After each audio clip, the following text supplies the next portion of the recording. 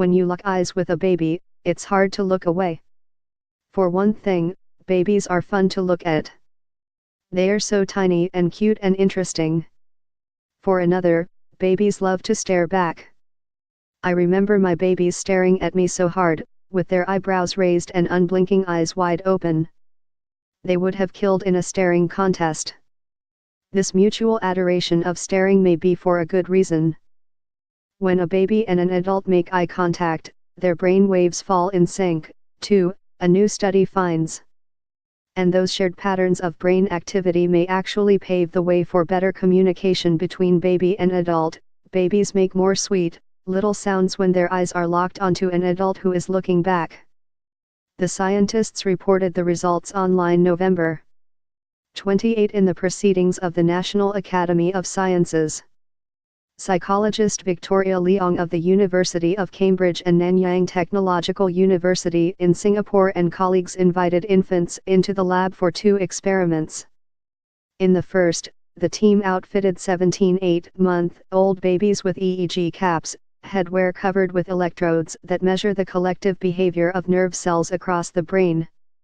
The infants watched a video in which an experimenter, also outfitted in an EEG cap, sang a nursery rhyme while looking either straight ahead at the baby but with her head turned at an angle of 20 degrees, or away from the baby and with her head turned at a 20-degree angle.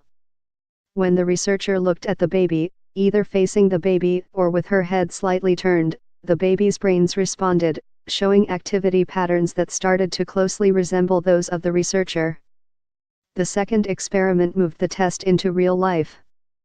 The same researcher from the video sat near 19 different babies. Again, both the babies and the researcher wore EEG caps to record their brain activity. The real-life eye contact prompted brain patterns similar to those seen in the video experiment. When eyes met, brain activity fell into sync. When eyes wandered, brain activity didn't match as closely. The baby's and the adult's brain activity appeared to get in sync by meeting in the middle.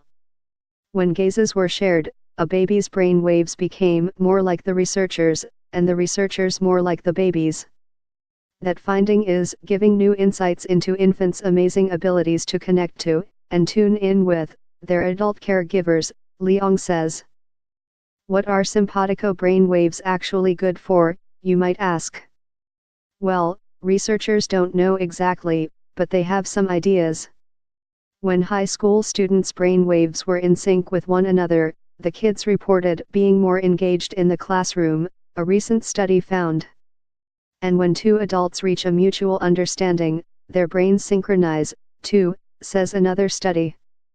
These findings hint that such synchronization lets signals flow easily between 2 brains, though Leong says that much more research needs to be done before scientists understand synchronization's relevance to babies' communication and learning. That easy sending of signals is something that happened between the babies and the adult, too. When the experimenter was looking at the babies made more vocalizations.